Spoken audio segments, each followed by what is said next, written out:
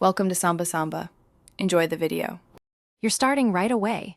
Open Messages and go into the group thread. Make sure you see blue bubbles because that means all participants are on iMessage. Mixed green threads won't offer leave.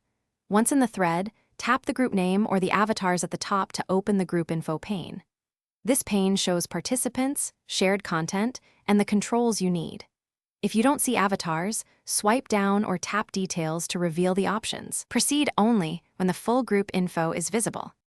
Once the group info is visible, scroll down deliberately and look for Leave Conversation. It's usually red and at the bottom. Tap Leave Conversation to exit. Your messages stop appearing in that thread, and you no longer receive new messages. If Leave isn't present or is disabled, that means the thread includes non-iMessage members or has fewer than the required participants, so the system won't allow exiting. In that case, mute the conversation and hide alerts to stop notifications while you resolve participant issues. After tapping Leave Conversation, confirm you've left by reopening the group info and verifying your name is gone. You'll also stop receiving group messages. If messages continue, double-check whether the thread converted back to SMS or if a participant re-added you.